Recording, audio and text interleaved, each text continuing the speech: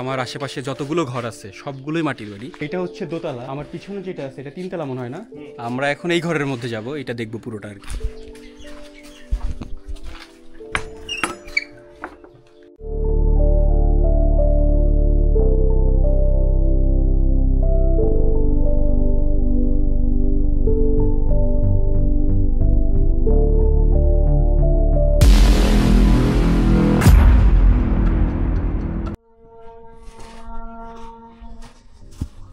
এটা হচ্ছে দোতলা বাড়ি, এই পাশেও দোতলা না, আর এই পাশেও দোতলা। উপরে কি থাকে? উপরে কি মানুষ থাকে? মানুষ থাকে না? আচ্ছা, মাটির বাড়ির উপরে দোতলা কি কোথাও মানুষ থাকে না?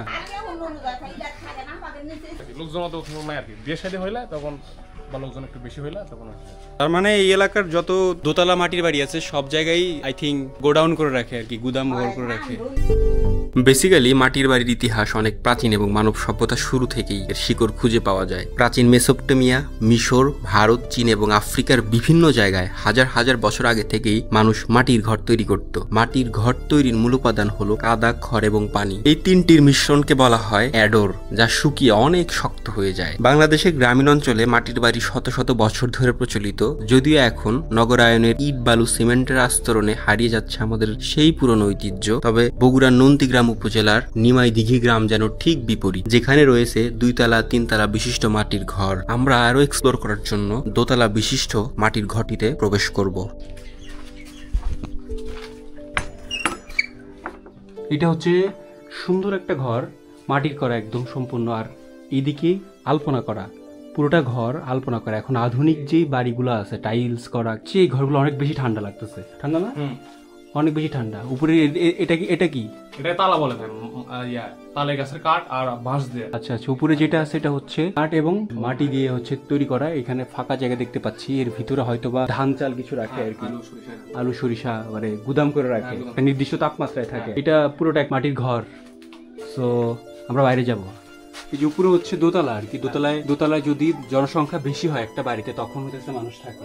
মাটির বাড়ির বেসিক যেটা, যে এটা সাধারণত গরমের দিনে খুব ঠান্ডা থাকে এবং ঠান্ডার দিনে খুব গরম থাকে, মানে ইউট্রানের মতো আর কি। যখন যেই ঋতু হয় ওই ঋতুতে তার বিপরীতে একটা ওয়েদার ক্রিয়েট করে রাখে। আর ভূমিকম্পর যে ব্যাপারটা, মাটির বাড়ির ফাউন্ডেশন অনেক শক্ত হয়, ভিত অনেক মোটা হয়, যেমনটা এই যে এইখানে দেখেন এরকম আর কি ফাউন্ডেশন হয় সাধারণত, তাই ভূমিকম্পে ভেঙে যাওয়ার পসিবিলিটি খুবই কম। আমরা এখন উপরের দিকে যাব,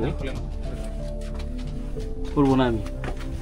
আমরা এখন মাটির বাড়ির উপরের দিকে যাচ্ছি, খুবই অন্ধকার, বাট বাইরে প্রচন্ড গরমের মধ্যেও ঠান্ডা লাগতেছে এখানে। এটা হচ্ছে মাটির ডাবর। আচ্ছা, চাল। এটা আমাদের এলাকায় বলে কোলা, আমাদের এখানে বলে ডাবর। ডাবর। এখানে চাল, গম এগুলো রাখেন। আচ্ছা আচ্ছা, এটা কিন্তু কাঁপতেছে, তুই যে এটা কাঁপতেছে আর কি। আমি দাঁড়ায় আছি এখন মাটির দোতলায় একটা বাড়িতে, দোতলায় উঠছি আমরা। এটা পুরোটা হচ্ছে কি মাটি, আর এগুলো সামটা বলে ধান দিয়ে আর কি। আচ্ছা, ধানেরই দিয়ে তৈরি করা আর কি, মানে ঝাড়ু দেওয়ার জন্য। এটা হচ্ছে সুন্দর একটা জানালা। এখানে হয়তো বা তেমন একটা দেখা যাবে না আমাকে, কারণ এখানে একটু উপরে, এখানে স্পেসটা কম মানে দাঁড়ানোর। অবশ্য আমি দাঁড়াতে পারছি, এদিকে এটা মনে হয় গুদাম ঘর না, আলু রাখছে, মানে এটা একটা গোডাউন টাইপের আর কি।